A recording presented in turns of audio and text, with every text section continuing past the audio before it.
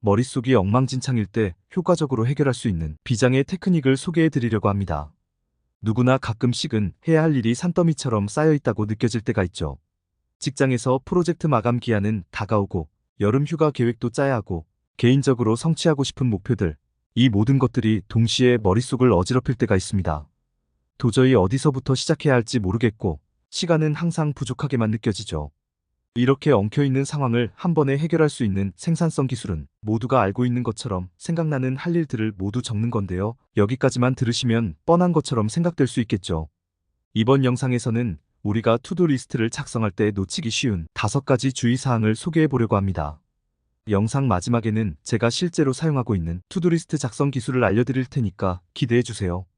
투두 리스트를 작성할 때 우리가 간과하는 첫 번째 주의점은 너무 두루뭉술하게 적는다는 겁니다. 투두 리스트를 작성할 때는 명확하고 구체적으로 쓰는 것이 중요합니다.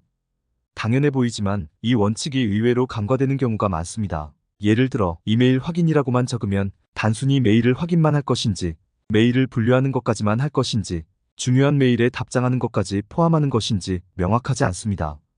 이렇게 되면 집중력이 흔들리고 시간도 무한정 잡아먹게 되어 비효율적입니다.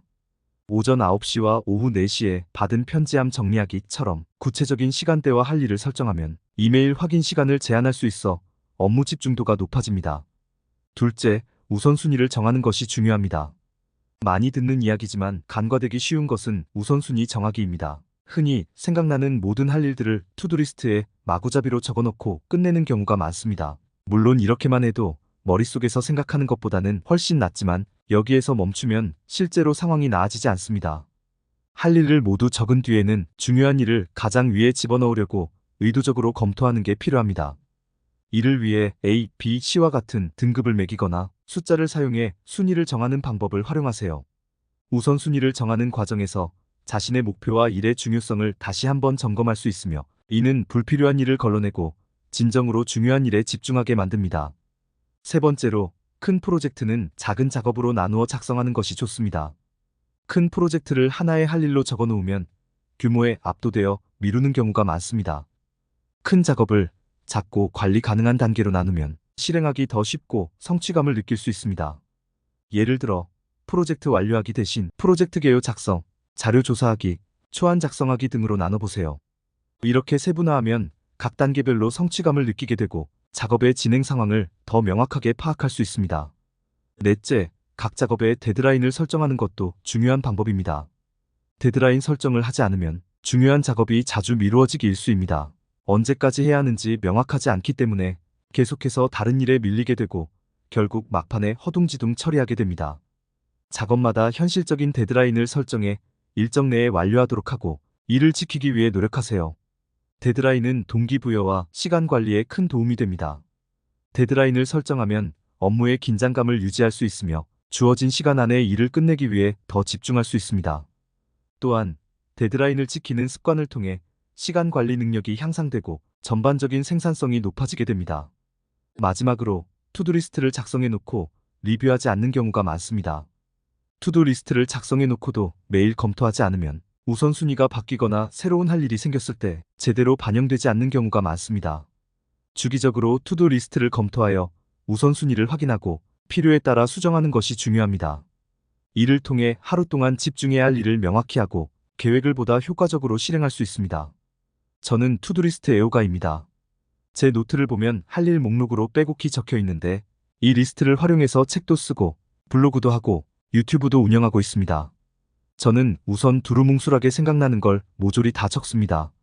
큰 단위로 적어도 되고 깨알 같은 할 일도 적습니다. 그 다음에 아까 언급한 것처럼 큰 덩어리들을 하위 목록으로 분리해냅니다.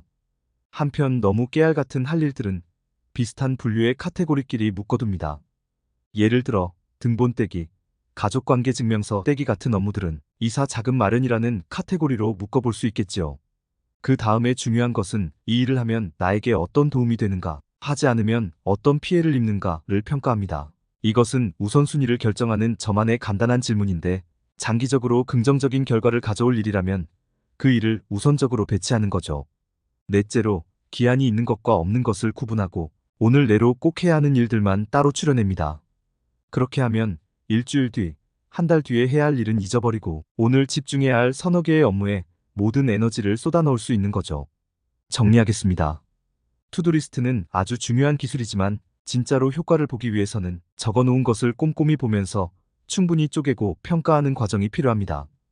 어떻게든 적어 놓으면 마음이 편해지니 스마트폰이나 종이에 쭉 적어 놓고 끝내는 경우가 많습니다. 오늘 알려드린 5가지 테크닉과 제 개인적인 노하우를 활용하시면 인생의 중요한 목표를 이루어내는 아주 확실한 도구를 탑재하게 될 것입니다.